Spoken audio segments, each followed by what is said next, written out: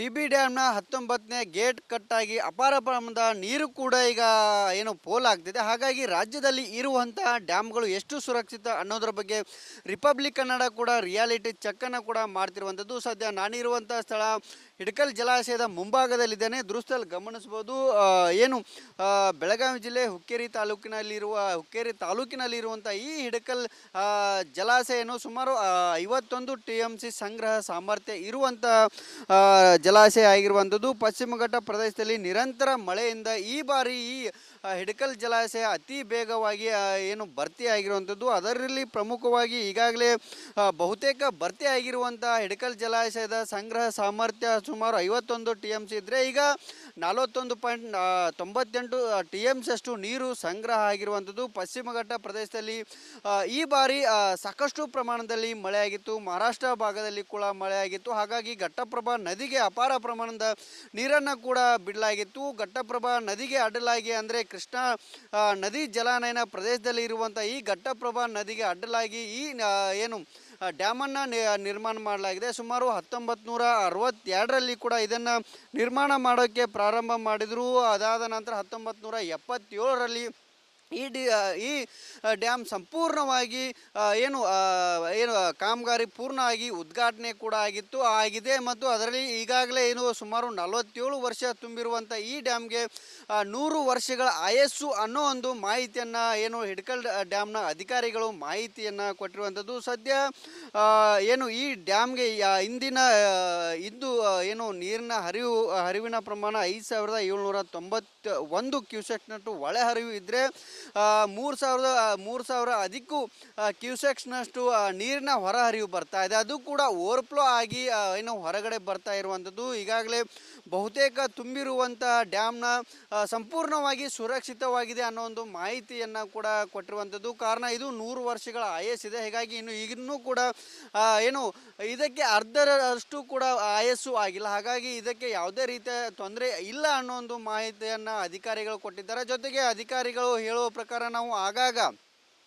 ಡ್ಯಾಮನ್ನು ಏನು ಪರಿಶೀಲನೆ ಮಾಡ್ತೀವಿ, ಅದನ್ನು ಏನು ಪರಿಶೀಲನೆ ಮಾಡುವ ಕೆಲಸವನ್ನು ಕೂಡ ಮಾಡ್ತೀವಿ ಅನ್ನೋ ಒಂದು ಮಾತನ್ನು ಕೂಡ ಹೇರುವಂಥದ್ದು. ಜೊತೆಗೆ ಡ್ಯಾಮ್ಗಳಲ್ಲಿ ಎಷ್ಟು ಸುರಕ್ಷಿತ ಅನ್ನೋದ್ರ ಬಗ್ಗೆ ಕೂಡ ರಿಪಬ್ಲಿಕ್ ಕನ್ನಡ ಏನು ಈ ರಿಯಾಲಿಟಿ ಚೆಕ್ಕನ್ನು ಮಾಡ್ತಿದ್ದೆ. ಇಲ್ಲಿ ಒಂದಿಷ್ಟು ಏನು ಇಲ್ಲಿರುವಂಥ ಸಿಬ್ಬಂದಿಗಳು ಹೇಳುವ ಪ್ರಕಾರ ಅಲ್ಲಿ ಏನು CC ಕ್ಯಾಮ್ರಾವನ್ನು ಅಳವಡಿಸಲಾಗಿತ್ತು. ಅಂದರೆ ಡ್ಯಾಮ್ನ ಸುರಕ್ಷತೆಗಾಗಿ CC ಕ್ಯಾಮ್ರಾವನ್ನು ಅಳವಡಿಸಲಾಗಿತ್ತು ಎರಡೂ ಬದಿಗೆ. ಆದರೆ ಅಳವಡಿಸಿದ ಒಂದೇ ವಾರದಲ್ಲಿ ಅವು ಬಂದ್ ಆಗಿದೆ ಅನ್ನೋ ಒಂದು ಮಾಹಿತಿಯನ್ನು ಕೊಟ್ಟಿದ್ದಾರೆ. ಹಾಗಾಗಿ ಆ 2 CC ಕ್ಯಾಮ್ರಾಗಳನ್ನು ಏನು ಪ್ರಾರಂಭ ಮಾಡಬೇಕು ಅನ್ನೋ ನಿಟ್ಟಿನಲ್ಲಿ ಇಲ್ಲಿ ಸ್ಥಳೀಯ ನಿವಾಸಿಗಳು ಕೂಡ ಒತ್ತಾಯ ಮಾಡ್ತಿದ್ದಾರೆ. ದೃಶ್ಯದಲ್ಲಿ ಗಮನಿಸ್ಬೋದು. ಸುಮಾರು ಏನು 1,20,000 ಎಕರೆ ಪ್ರದೇಶಕ್ಕೆ ಏನು ನೀರನ್ನು ಒದಗಿಸುವಂಥ ಈ ಡ್ಯಾಮ್ನಿಂದ ಸಾಕಷ್ಟು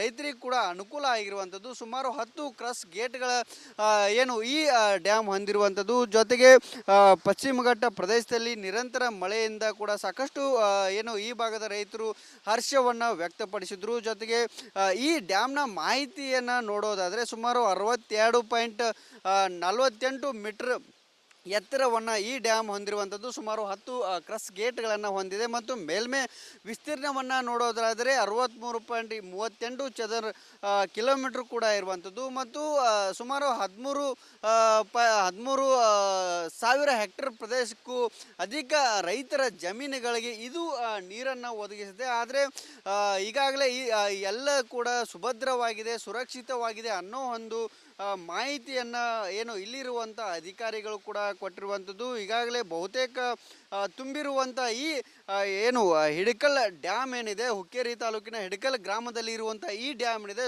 ಸುರಕ್ಷಿತವಾಗಿದೆ ಅನ್ನೋ ಒಂದು ಮಾಹಿತಿಯನ್ನು ಕೊಡ್ತಿದ್ದಾರೆ.